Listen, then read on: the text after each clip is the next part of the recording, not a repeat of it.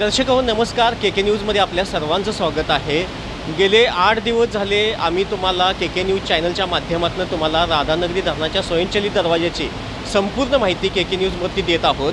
आज आम्ही 26 जुलै आम्ही राधानगरी धरणाच्या 7 स्वयंचलित दरवाजाच्या इथं आलेलो आहे।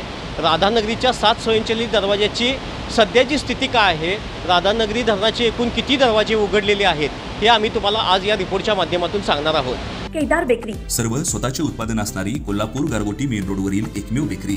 आमच्याकडे आम्ही स्वतः बनवलेले खारी, बटर, टोस्ट, बिस्किट्स, सर्व प्रकारचे sweets, namkeens, cakes, samosa, kachori, dhokla, Kedar special मलाई लस्सी, मसाले ताक, व्हॅलेंटिना नॅचरल आईस्क्रीम व इतर भरपूर पदार्थ मिळण्याचे ठिकाण। पत्ता केदार बेकरी, तळाशी फाटा, कोल्हापूर गारगोटी रोड।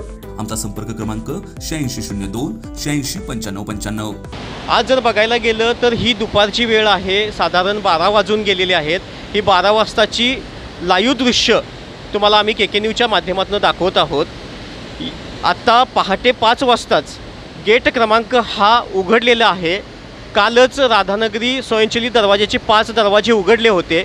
आज पहाटे 5 वाजता पुन्हा एकदा 1 नंबर क्रमांकाचा गेट उघडलेला आहे। तरी या एका गेटमधून 1428 क्युसेक इतका विसर्ग भोगावती नदीपात्रामध्ये होतं।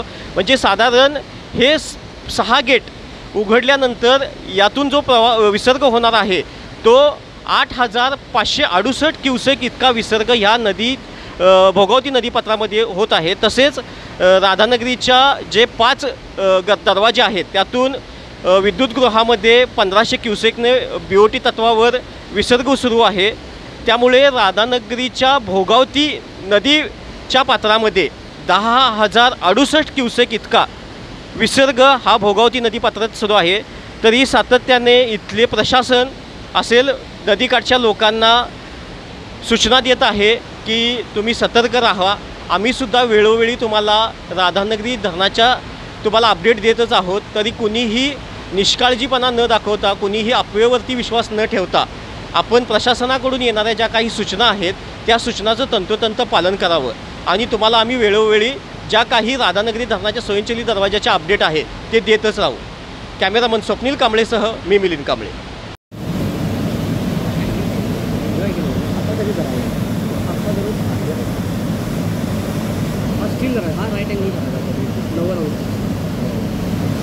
विजुअली येतात ते प्रॉपर येतात।